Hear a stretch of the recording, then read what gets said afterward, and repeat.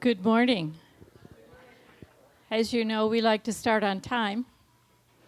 Therefore, we'll begin.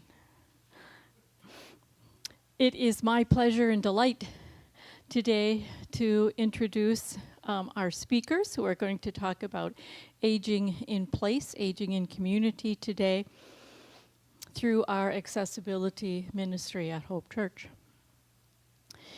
Today, Nick Rolinski, who is involved with an independent design practice. And I learned through our great Google that he has degrees in mechanical engineering from the University of Dayton and a degree in architecture from the University of Notre Dame. And he also serves with the Holland Museum Board of Trustees. And Har Ye Kan is also with us, and Har Ye has degrees from University of Cambridge and Harvard Graduate School in Arts and Science, and also the Harvard University Graduate School of Design. And grew up on the tropical island of Singapore, which this morning might sound really nice to be in the tropics. And has traveled extensively, I see, in Western Europe and Scandinavia and in the United States, etc. And I also learned that one of her primary observations, and as a mathematician I told her I love this because it's an equation, strong relationships plus thoughtful planning design plus strategic implementation equals great placemaking and community building. So I welcome you both today and very glad that you're here. Thank you.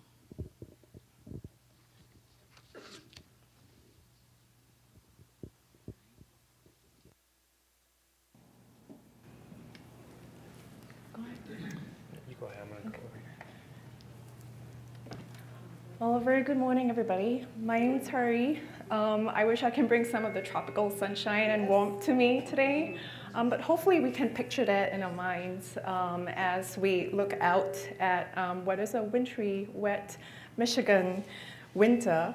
But at the same time, I'm also grateful that this is now my home. My husband and I moved here about 7 years ago because he got called to teach at Hope College, and this is where we've put down roots.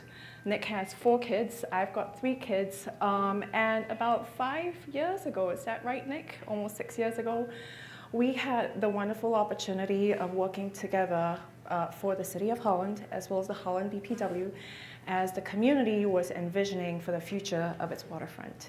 And so since then, Nick and I have gotten the opportunity to work extensively with each other on projects of different scales, of different sizes. The projects that Nick will share today are more on the domestic housing scale. And it truly is a gift to be here to serve this community, and also for us to share a little bit more about how we came into serving in the small field of aging in community and aging in place. And maybe we can start off with why we started that and how our approach to it is today before we dive into the slides. So Nick, would you like to say a little bit about what got you into aging in place and aging in community? Sure, thank you.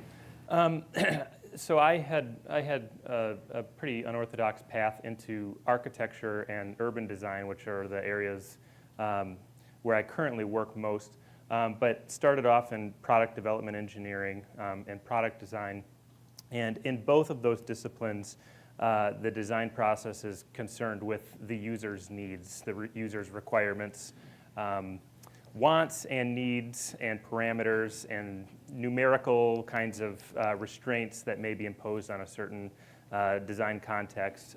But ultimately, a lot of empathy and a lot of understanding what is ultimately going to be needed for the user experience with whatever is being designed. And so that's something that engineers are trained in. And so I had some foundational training in.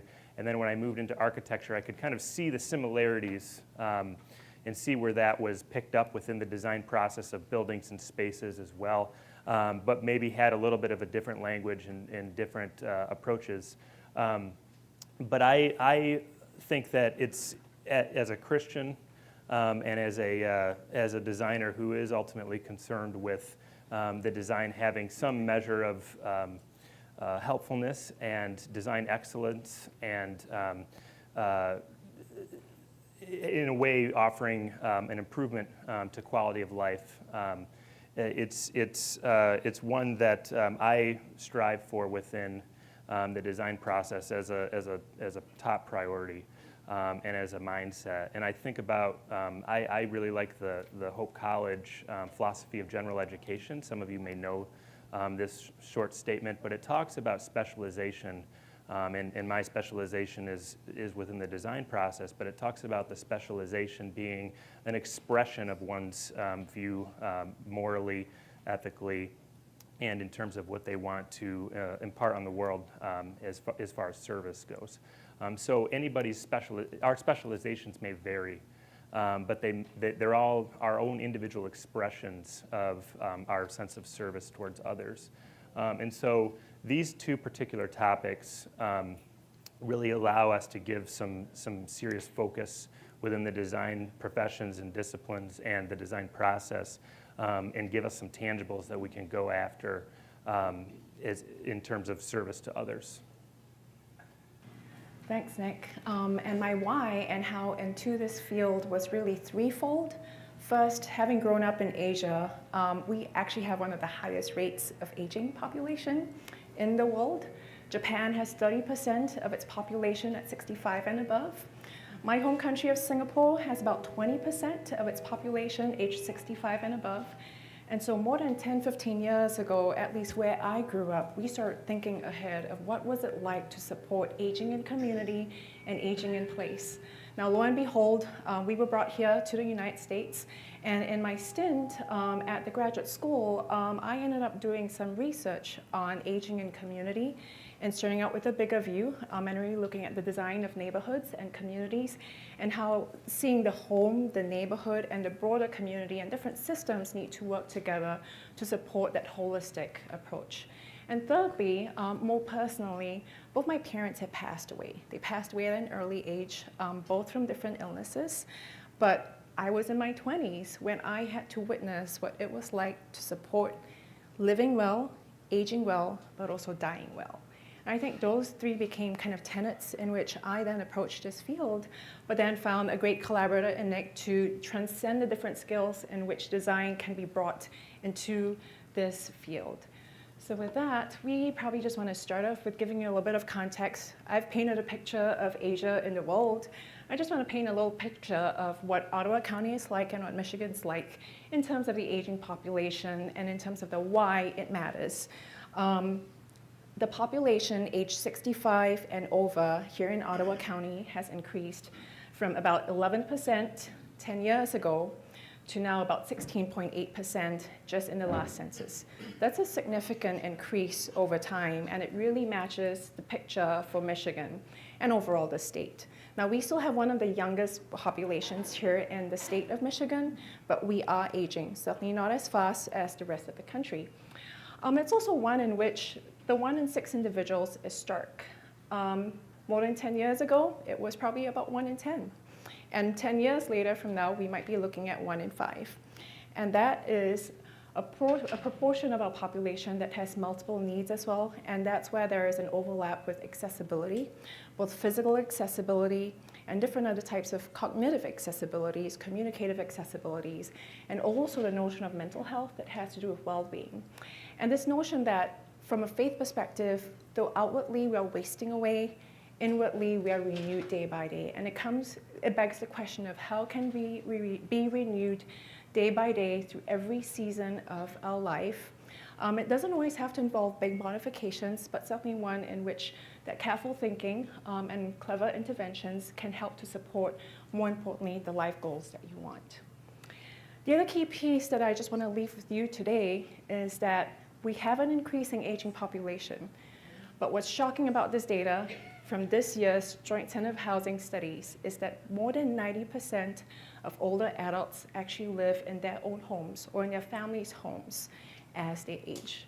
And you're only looking at 2.5% who actually end up in group care. that could include congregate care, include independent living, assisted living. And so it means that for the vast majority of the population, we need to be a little bit more thoughtful in terms of how people want to age.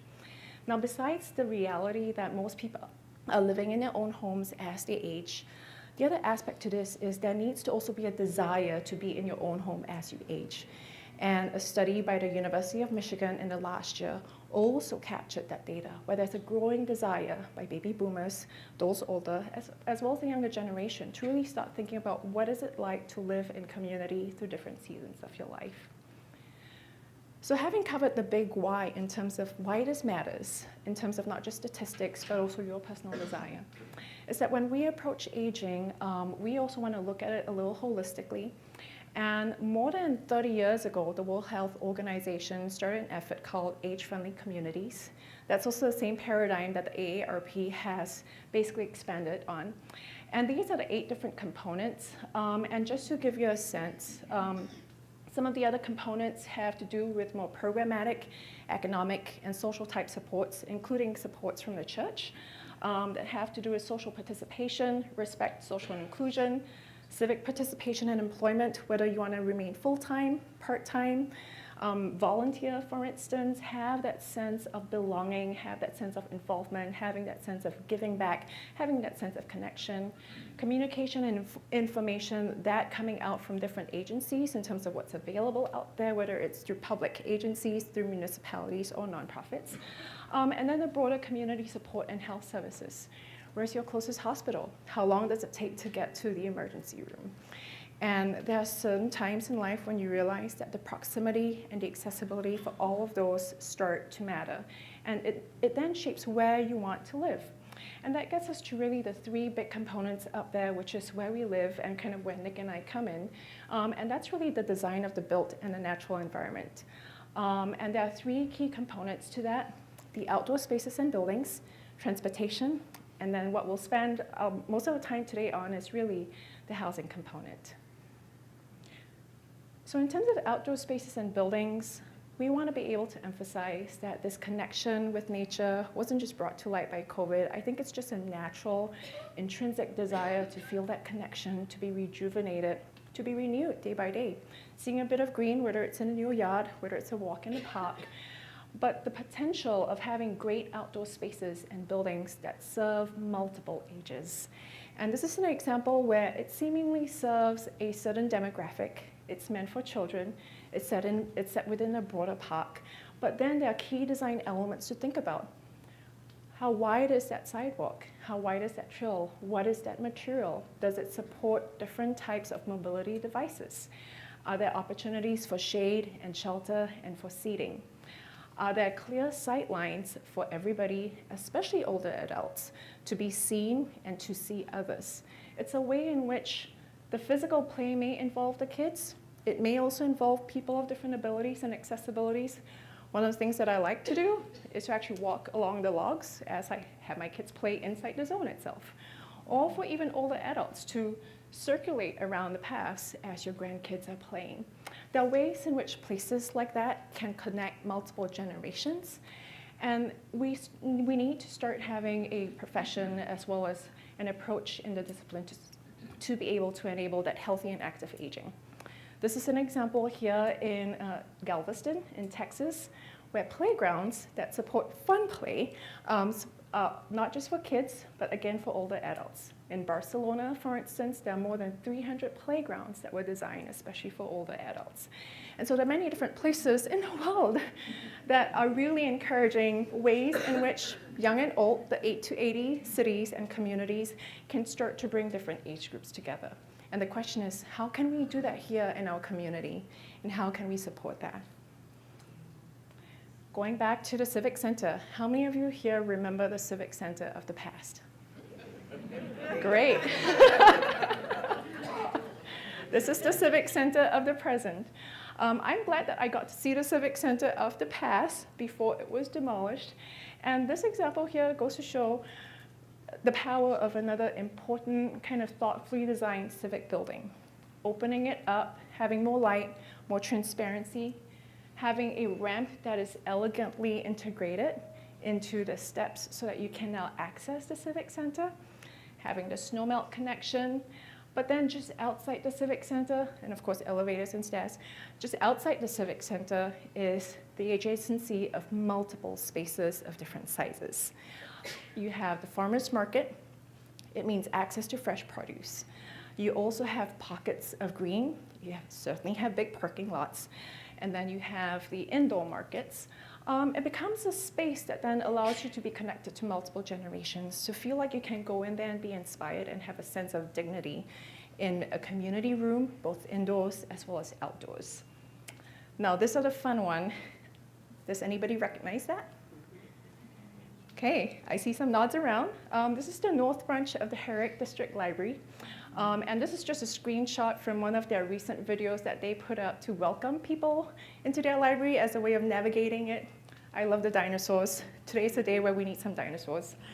Some of the other things that I just want to point out over here is really just how you look at the parking lots, the proximity to the entry, the availability of close ADA parking spaces.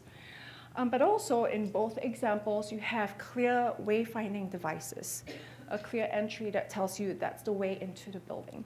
And especially for older adults, especially for this notion of adults with dementia, that's another component where it's less about your physical ability, but about your cognitive ability and the way in which the environment is helping you navigate all of that. And so for this, you see the canopy over here provides shade, provides a bit of shelter. But there's one detail that I especially love, and it's actually this little downspout over here. There are many buildings that we see around where you have downspouts and rain gutters that just empty the water across surfaces. That's really dangerous here in Michigan. This is a small little element that goes to tell you that somebody paid attention to that because that matters to the safety of people walking into the building on a rainy day, but also in Michigan where there's snow, where there's ice. And this is something one in which something like that can really make a difference. And where falls and can be such liabilities at older ages, this is one thing that can be a major protective measure for the general good. Nick, would you like to take this? Sure.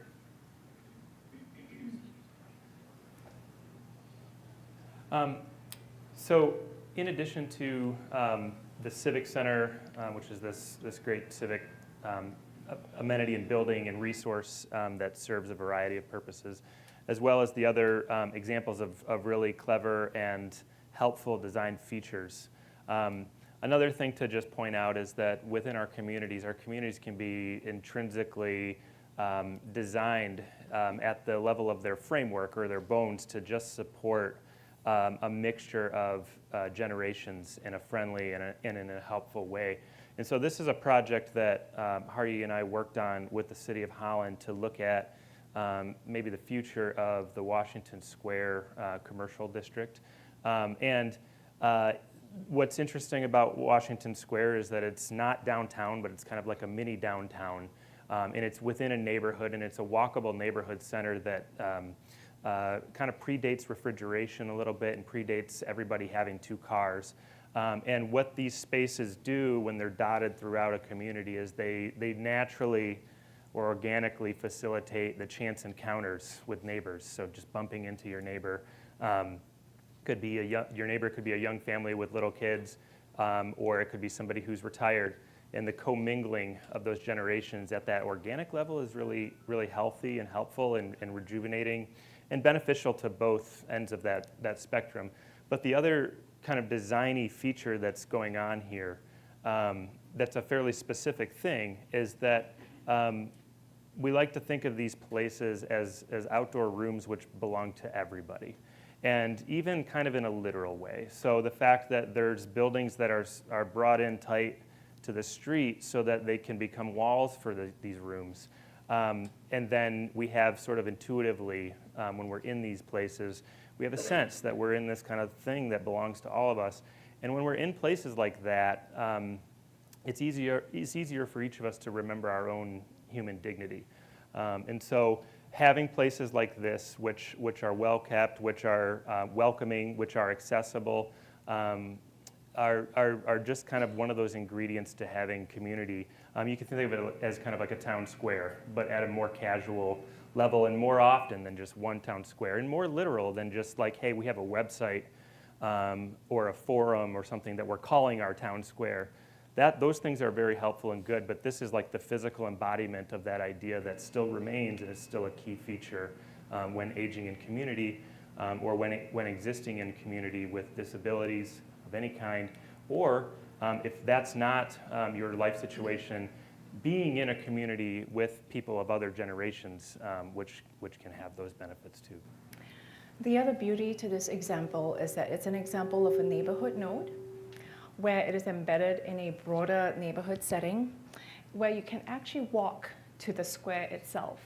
The availability of services, whether you are going for a haircut, whether you're running to Minute Mart to get some essentials, which is a little different from going to Maya, whether it is to have a co-working space, to have dinner, for instance, have a coffee, to have breakfast. This is truly the embodiment of a 15-minute neighborhood where if you're in that neighborhood, you can walk to it on sidewalks with great tree canopy, as well as kind of safe crossings, the traffic circles, slow it down. It allows you to then build that sense of community. Holland has a few of these neighborhood nodes. There aren't that many. And of course, if you live in a township, these don't exist because they're not part of the grain. If you live in the city of Zealand, you might get a bit of that too. But this is something that's really missing in terms of placemaking today. Can I say one thing? Thank you for bringing up that comment about being able to access things like a haircut or some small groceries.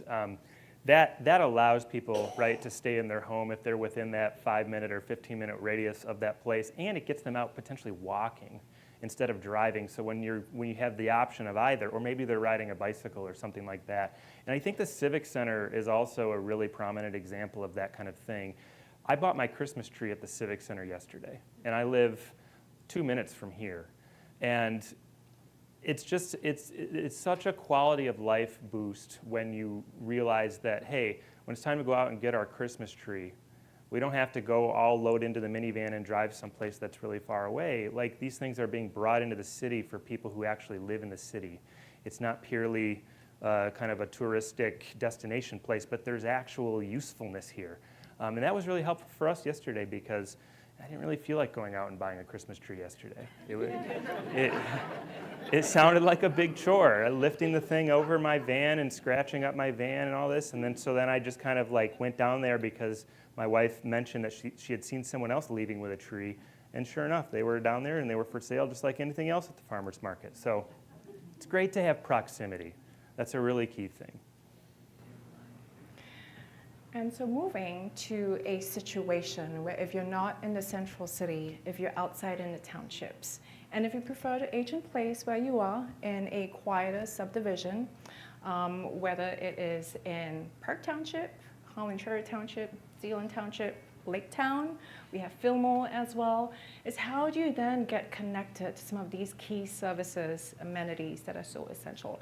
And that's where transportation is another component of this, and we need a transportation system that's effective and efficient. And locally, we are grateful to have MAX. MAX actually has been in service for way longer than it has been called MAX. Anybody who's lived here in the 1970s? Great. Do you remember when Max started serving, when it's not called Max? Nods? Dial-A-Ride. Dial-A-Ride, thank you. And it has evolved since then. And that Dial-A-Ride service is part of the demand response where you can reserve a ride. And then now Max has fixed services. And Max is currently right now also looking at a transit study in terms of how it can improve its services. A key component of that is also recognizing that the seniors who are riding the services have gone up. In terms of that Dial-A-Ride, it's gone up by 20% in the last year. For fixed route services, it's gone up by 30%. As we see that demographic shift, this part of the system needs to be working well, especially to support aging in community as you age in place. And if your place may be out there in the townships or maybe somewhere in the city itself. Another component to transportation too is really looking at non-motorized. the point where you may not be driving your own car, but you may want to have an active lifestyle, where can you bikes? This is pure Michigan, and one of the best things that we have are the state parks, the proximity to the waterfronts, or the smaller Lake Macatawa waterfront, but the state park kind of Lake Michigan waterfront. There's so many different parks that we have here in a nature-rich community. And how do we get there, whether it's on bikes, whether it's on pedestrian crossings? And efforts like that by the City of Holland are another key component. But it's also that layer in which other municipalities in their master planning continue to look at so that they can support that as much as possible. And so if you're in the townships, you might be aware of how the bike paths double up as sidewalks as well. They try to get them to as many places as possible. Not all of them has snow melt, but certainly that's also a capital investment that's coming in from the public side. And so before we transition to really the home setting, remember there are three components in a built and natural environment: outdoor spaces and buildings, transportation, and now really the home environment. We really also want to recognize the fact that not just 90%, in fact more than 90% of older adults, of people with, as well as people with disabilities, live in their own home. We also want to recognize that the efforts to try to retrofit a home to support aging in place and accessibility can have a broad spectrum of interventions.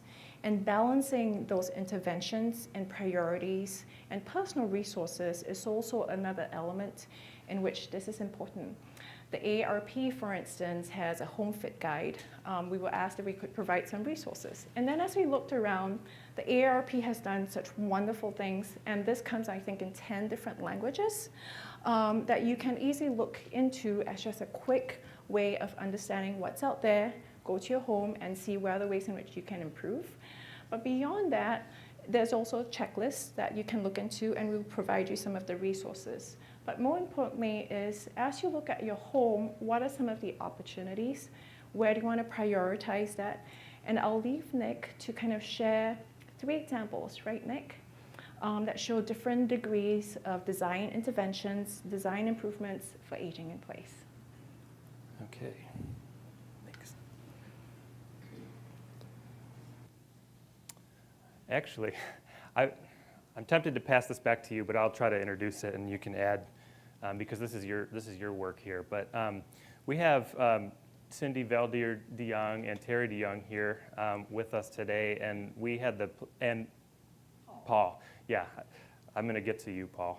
But we had the privilege of working with Terry and Cindy on a project at their house where they were looking at a porch modification, which we'll get into, but also kind of a holistic survey of what could we possibly do to make this house modernized and more geared for aging in place and more geared for accessibility in general.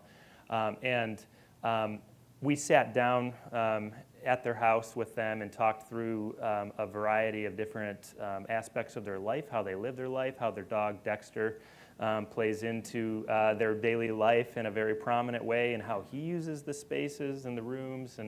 And Har Ye kind of led that discussion at the time, I remember, and I was just kind of getting into age in place at the time as a kind of design interest. And I was really impressed with the amount of different topics that turned out to be relevant. I thought, hey, this was going to be about a few ramp modifications, and hey, there's a tripping hazard there because it's a big shag rug or something like that. And it was like, more like 60 different things that weren't flaws in the design. I just mean like questions and topics that related, having to do with daylight and having to do with materials and access through different pinch points and just a lot of different things, and also just gardening and just a variety of other things. And so this little table broke things down in terms of short, medium, and long-term priorities, because if you were going to set out and modernize your house to all the latest and greatest standards for these kinds of design priorities, it would be a lot and it would take a long time. And so it makes sense to prioritize and think about what's maybe low-hanging fruit, what's a big tear-up, what's a really important thing for our lives that we need urgently anyway, regardless of maybe how painful that might be. And so this sorts that out, and in this particular project, the porch did emerge as kind of a top priority, both from a time standpoint and also an access standpoint. And so special attention and focus was then given to kind of the front of house and the approach of the house. But within the project, there was a larger list of potential things to think about. And this was completely Terry and Cindy's idea from the get-go. But it was this idea of, hey, we would like to have a ramp that would be make the house accessible for wheelchairs.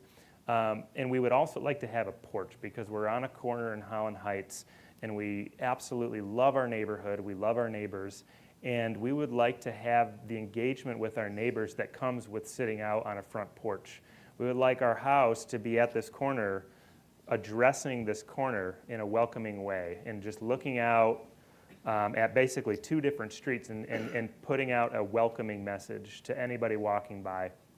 And so those were two different priorities. And Terry's question was, could we package the ramp in an elegant way into the porch itself so that we didn't have a porch project and then also like a big aluminum ramp that was protruding out of that porch? Because there's nothing wrong with those, but they're conspicuous. They're a little clinical feeling maybe sometimes. And if we're doing this construction project, is there a way to weave those two things together? And also, this was on Terry's radar from the get-go, I know, having the ramp kind of hidden back in the porch under the cover of the porch means that it's not filling up with snow as frequently. So he had thought about this carefully and for a while, I think, before approaching us, and had this really great scheme already in mind. And their house already existed and has kind of a low-slung ranch gable appearance to it, and had gables on the house, but also on the garage. And so the design, in this case, extended that gable out and matched the roof lines, and then gave another little porch out to the other street. So this is on a corner. So this side of the house where you can see the garage faces Cambridge? Glendale. And then this smaller porch faces East 10th Street in Holland Heights.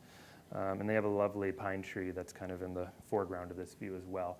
But here's kind of the layout that we came up with those instructions.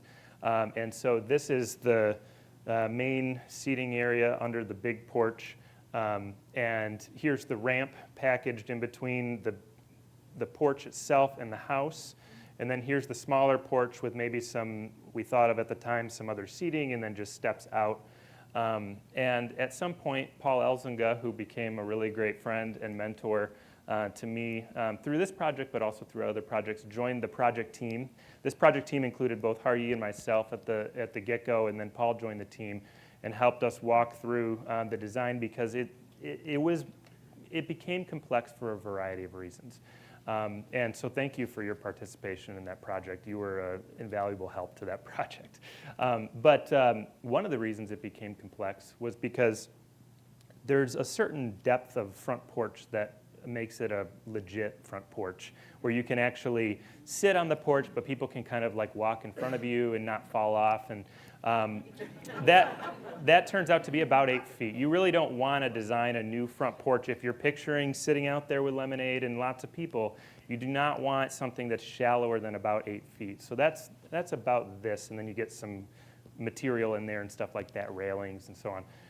And then a ramp, a proper ramp for a wheelchair has a certain minimum width that it needs to.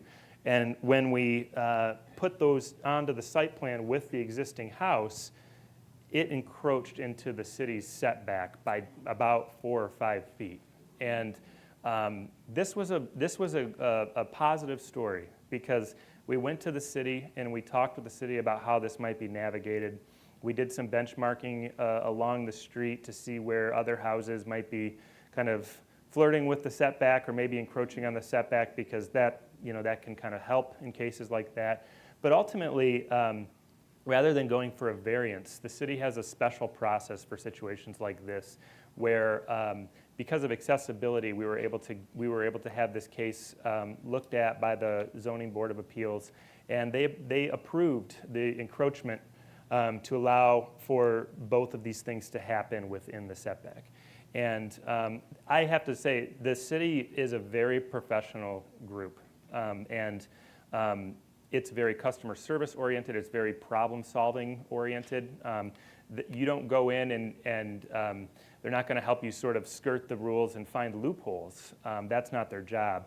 However, they are extremely helpful with the tools that they have available by law, and they are far and away the best municipality I've ever worked with. And we're happy to be here in the city, so we work with them most frequently, but we work with a lot of other municipalities where this just wouldn't have happened. Can I just jump in here, Nick? And on that point, the city has just finished a fair housing assessment report by its Neighborhood Improvement Committee that's going to be looking a lot at accessibility, also ways in which you can streamline that review process for seeking a variance like that. And this is not the only project that, because of accessibility reasons, was granted that exception and approval. And so the city is proactively looking at this. And so we are very optimistic that going forward, such projects will receive more green light and have shorter processing times. Yeah, and not just feel like some mysterious barrier to the vision being taken seriously. I mean, these processes within city governments can take months. And that can be like kind of dissuade people from even trying anything at all because it just sounds like a big hassle. But yeah, I think the city really deserves to be recognized as a key collaborator in this kind of work. So here was the scheme that we came up with, and you can see that we did try to pay attention to the turning radius of a wheelchair and tried to kind of fit this to ADA standards. And I think we might have had a slightly steeper ramp at the end of the day, but certainly a ramp that's still workable, and we weren't beholden to literally beholden to ADA standards. So it worked out. Here's a picture of the project near completion. On a day where Paul and me were talking like 3 or 4 times a day. And you can see kind of how the porch, if you're walking by and you maybe only know Terry and Cindy from kind of seeing them around the neighborhood, you'd get a sense of welcome from this new kind of architectural gesture. And you can see also how the porch, because of the same kind of roof lines and stuff, feels like it sort of belongs to the house in the first place.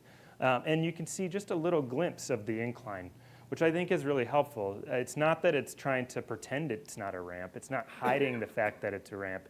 That wayfinding element is still part of it, because if you need the ramp, you can see where the incline is happening. And there's the little stem that protrudes out with the railing that really indicates where to go. But it's not this conspicuous thing on the front of the house. And this is a picture from the porch blessing party that Terry and Cindy hosted, which was a lovely summer evening, and people from the neighborhood just came, and they were like, hey, we're neighbors, we're a few houses down, thank you so much for making this improvement to the neighborhood, and this gesture of goodwill and community that this porch was meant to embody. This is another project that we won't get into the nitty-gritty details much on, but we thought was kind of helpful just to kind of show a little glimpse into earlier design process.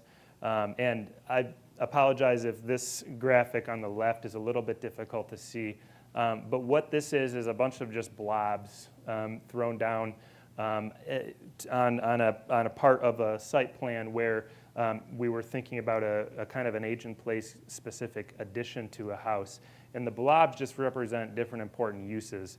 But where the blobs are situated are also thought of in terms of where the sun angles are.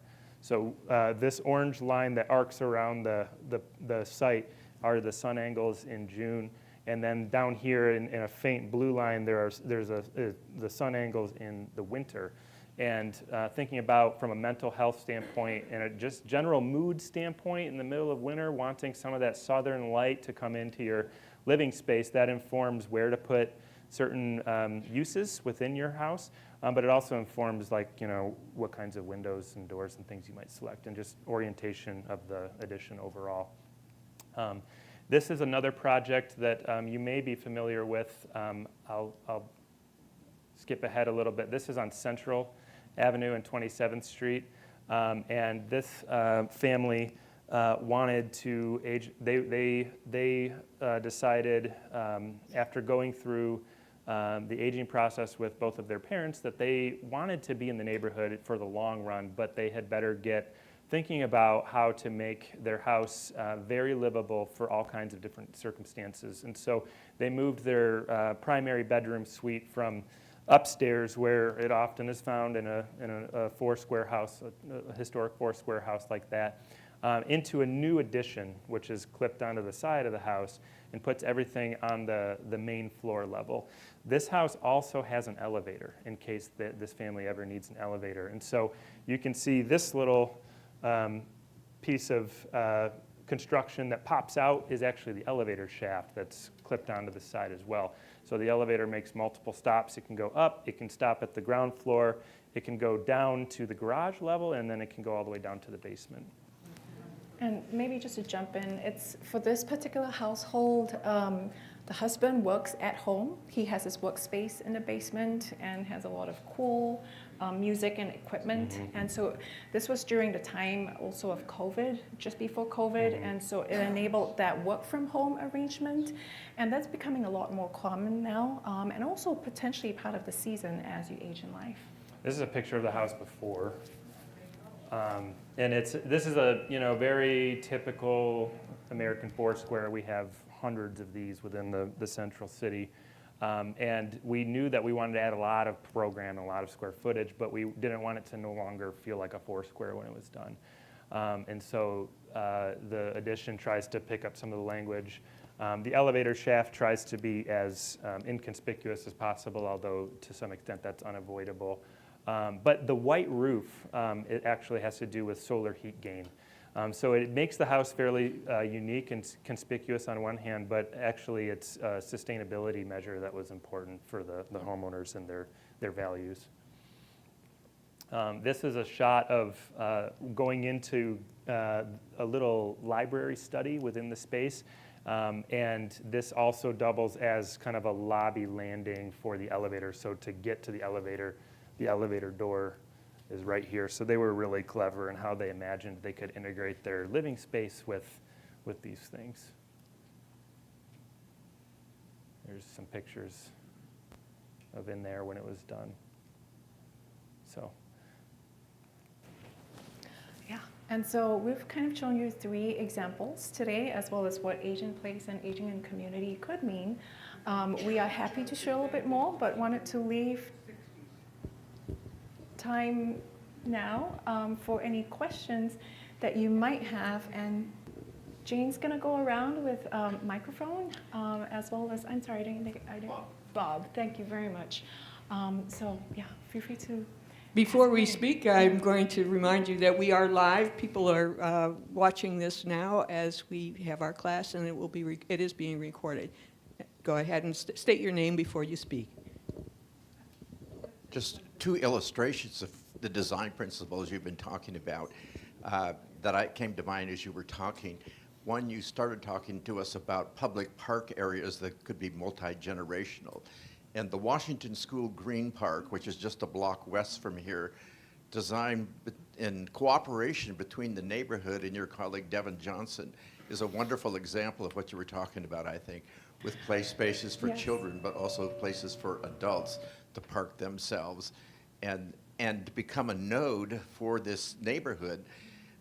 And the city considers it, because of the joint fundraising, joint barn raising, joint planning between the neighborhood and the city, to be kind of a model of neighborhood-city cooperation. Second example is just my living experience across 56 years living in Holland. For the first dozen or 15 years or so, or 20 years of our life, we lived in Holland Heights, in a ranch house where houses were oriented towards the backyard. Mm-hmm. Now we live on 12th Street with porches that orient us toward the street and sidewalk, and that's kind of where I sit and read in spring and summer and fall. And it's a totally different living experience in terms of engaging with community. Because as neighbors walk by, they often stop by. And it's just, the architecture just creates a whole different communal experience. My question is this: your initial slide talked about nearly 9 in 10 older adults living at home and wanting to age in place. But doesn't that aggregate across people who were 65 to 95 years old? And isn't there a great difference that we're missing between people who were in their 60s and 70s, who I would presume would more overwhelmingly want to live at home, compared to people who are 80s and 90s, many of whom would want to take advantage of group living and the security and the communal life? So should we be lumping all those people together? That's a great question, and I would love to disaggregate that data. That data came from the Joint Center for Housing Studies by the Harvard University, and so that's something that I'm happy to reach out to them. I had worked with one of their primary researchers, Jennifer Molinsky, who is a leading voice in aging and housing, basically in this field. And I think you bring out a great point in that aging is a season where how you feel and how you get around between 60s all the way to maybe 70s, if you're very fortunate, is very different from the needs of a 90-plus-year-old. And I'm seeing that too, and you might have seen it too with our mutual friend who designed the Washington Green. And seeing what that's like and being able to support that begs the question of how you do that. And it also comes down to life choices. Sometimes those even in their 90s would prefer to age at home even at that season. On the brink of everything, I wonder if you read the book by Parker Palmer. And that's a book about grace, aging, and wisdom, and what's life like over the edge, and what that season can be like with purpose and meaning. But it's certainly one where the notion of frailty becomes even more acute as you head into some of the later years, and the types of support that need to come around would be very different. And so there certainly needs to be a bit of unpacking and nuance for supporting aging in place for different seasons, or maybe sometimes an unexpected medical condition that can set you back really, really quickly in your 60s. So it's one where we can expand beyond just thinking about years, but also about physical and mental conditions too. Yeah, I would say also looking at how other cultures think about these things, and thinking about the multi-generational household, and thinking about how that may offer keys that we might not be fully leveraging as far as housing affordability and aging with family. And that's something that kind of can layer on. The other one is just the porches that you mentioned. We have some resources that we were going to pass along. There's an essay called From Porches to Patio that is written by somebody who's in Iowa, which is a very similar context to Michigan as far as development over the 20th century is concerned. And we'd be happy to send that essay along. It's a short essay, but you can walk around the neighborhood here around Hope Church and with that essay in hand and go, yeah, I can kind of see what's going on here. And yet there are ways in which the porch can be reclaimed, as we saw with Terry and Cindy's project. That's an idea that doesn't have to strictly be in a historical context. It's an idea that can be thought of as a new, fresh idea. But you also bring up a greater point, which is that's a lost art in design and Right. in building construction. And in a lot of the local builders, especially with new subdivisions, that may or may not be an element in construction and in the building industry. And the building industry has shifted significantly since the 1920s in the pre-war type design of housing to the post-war type design of housing in terms of what's put out there. And so being able to engage also that segment of the built environment and the very trades who make that possible is also another key component, and something that potentially would require work on beyond just folks like Nick and myself who come in on the early end where things are still on paper, and very different when things are built.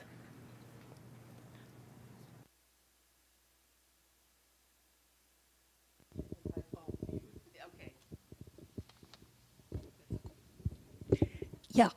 I want to add on to Dave Meyer's comments about the older part of the population, and my true delight at moving into Warm Friend, and the delightful person that I find at 96 walks the the town snowbelt walks 3 times a day, and I'm sure those kinds of things.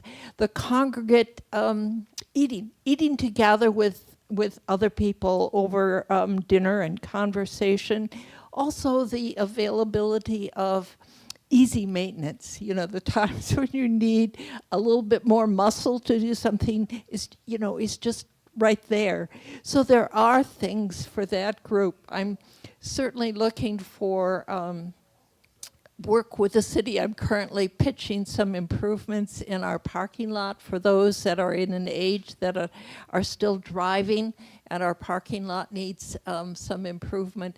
But the city's support for facilities like that downtown, where we can walk to Jack Miller or walk to the movie theater or to HASP activities, has been just such a boon for the community, I think.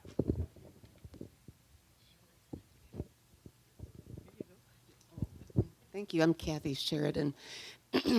The 2 examples that you showed are beautiful, but probably also expensive. And so what I was wondering is, do you have any advice for people who might want to try to change their homes in certain ways that might not be so expensive, that would be helpful for older people, including those that are in their 80s and maybe 90s, to help them stay in their homes till the end? Oh, good. I can take a quick pass at this. I think that's one angle that we're trying to bring in when we mention resources. Everybody's personal resources can be very different, and that's why there is a need to prioritize what matters most to you and where you can spend the resources that you're able to make the greatest impact. And for some of that, we would then turn to an occupational therapist, for instance, where sometimes you don't need to make big, major modifications that are design related, but could be space related. Changing a certain light bulb, changing a certain type of toilet paper holder, for instance, changing a certain type of toilet bowl to a different height. That's a different type of cost involvement as well as commitment versus some of the bigger, more residential retrofits that would certainly require a lot more financial planning. And so even things like, as you look at where you want to spend your money, do you want to have a tub or a walk-in shower, for instance? How are different ways in which you can achieve that? To have a shower where there's a handheld portion to it and space enough to accommodate a stool, for instance. That's where you can start to prioritize where you want to have kind of funnel your resources to, so that those basic essentials and the day-to-day requirements won't have to be compromised and can also support home care, for instance, and in-home aid, or even just living with a family that can make it a lot more doable. But maybe, Paul, I don't know, did you have something that you want to add on that? Okay, sure, all right. But those are just my quick thoughts. And certainly, I think those services in the healthcare field would need to come alongside that. And I think occupational therapists are a good way to kind of make that, find that balance between the two. We do know of an occupational therapist friend who has an interest in this area as well. And she comes alongside and she has kind of that building experience too, to be able to advise if that may be something of interest to you. Yeah, I would. So those are more along the lines of what I think you were asking for than what I'm going to say, which is more. It's interesting, but it's maybe a little less helpful in the short term, which is going again at that topic of living with family, multi-generational family, and that's sort of a cultural sensibility that we have, where we've gotten away in our culture a little bit from thinking that it's okay to live with aging parents or in-laws or things like that. But I think that could be a way in which housing in the future could allow for mortgages to be paid for by multiple people in a way that's a little bit more accessible. And so I do think it's healthy for our culture to kind of think about that a little bit more seriously as we design new housing. Hi, I'm Bill Eamon. Do you see a trend towards accessory dwelling units in the area, and are the local codes supportive of that? We are seeing lots of interest in tire kicking and some being built. And the codes are wrestling with the idea for a variety of issues.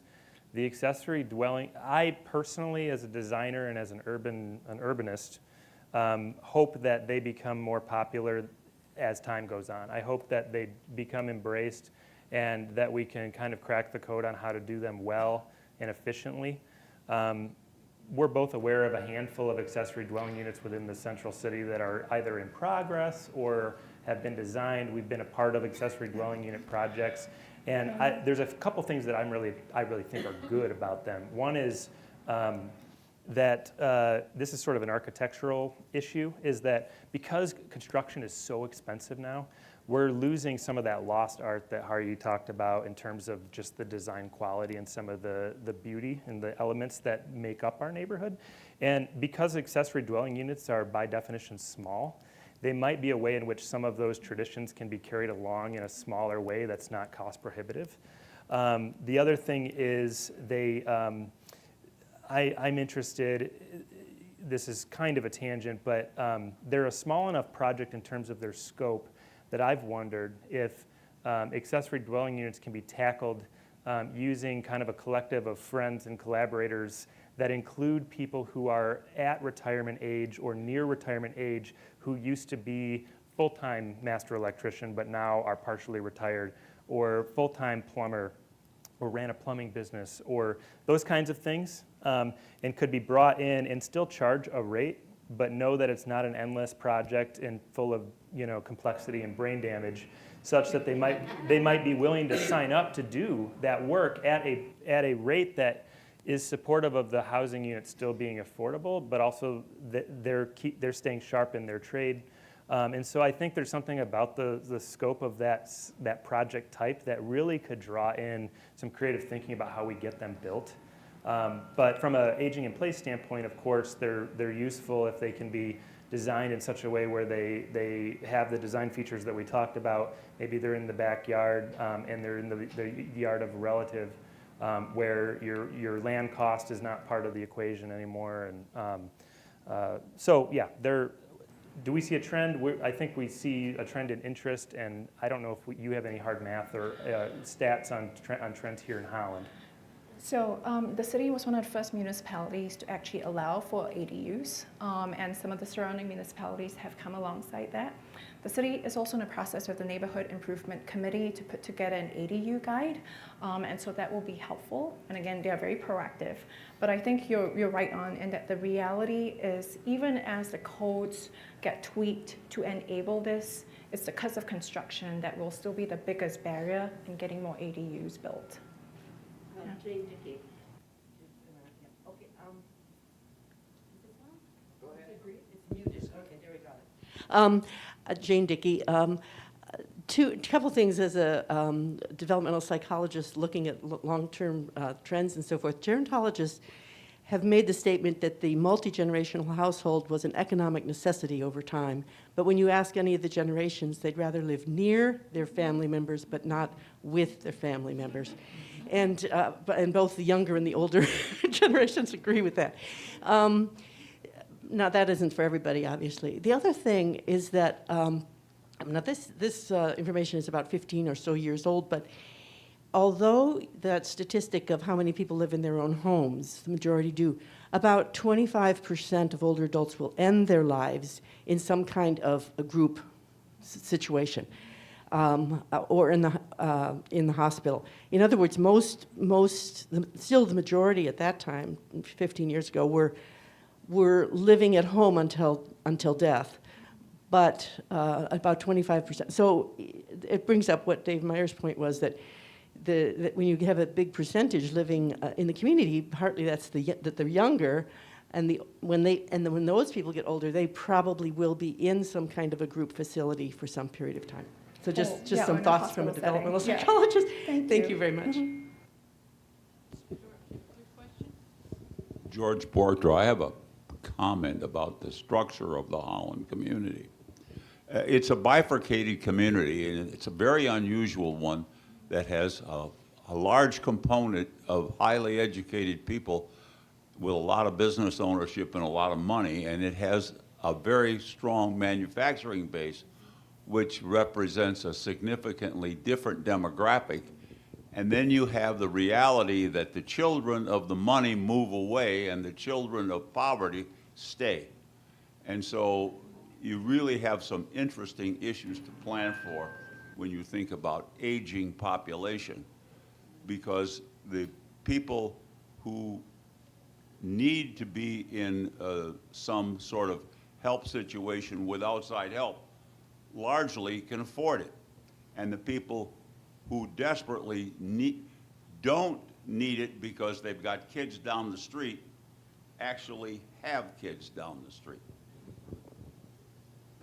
Thank you for bringing that up. And just to piggyback off of that, the Fair Housing Report also has that lens of race and ethnic data as part of the demographic, because the reality too is, if you're older and if you're a person of color, not just a person with accessibility issues, you then have a triple discrimination that's working against you. And it's something that we've not spoken about today, but it's also another lens that really complicates this whole issue of aging in place, aging in community, and the question of access and equity. Paul Elzinga. Getting older, and we have done some work in our home. It's a four square, as Nick mentioned earlier. A couple of things I want to say. First of all, I want to thank you for a great presentation. Secondly, I want to thank you for letting me be involved in Terry and Cindy's project, which is an amazing one. And being at that neighborhood party when they had an open house was really fun. You know, being an engineer and building power plants in the past is a lot different than residential. My dad was an architect, did a lot of residential things, but there are so many things you can do in an older home, which we just did, to bring the laundry out of the basement and to get rid of a hot tub and make the house very, very livable for a long time, we're planning on. So there's a lot to learn here, and I'm glad that you were able to do it today. Thank you, Paul. Indeed. Somebody has already whispered to me, great job. Those folks are wonderful. So indeed, thank you very much. This has been most helpful. Really appreciate that. Thank you, Nick and Har Ye. Thank you. And I want to remind you that next week there is not an adult ed session, as it is our celebration of St. Nicholas. So please come next week to celebrate St. Nick. And then the following Sunday on December 17th, the third Sunday in Advent, we will be meeting in the chapel and taking good use of the beautiful piano that's in there. And Rhonda and the choir are going to be leading us and telling us about some of the Advent music and Christmas music. If you really want to know, well, what is the difference between an Advent song and a Christmas song? What's the difference? Come, and Rhonda will tell you. So that'll be December 17th. Thank you all very much.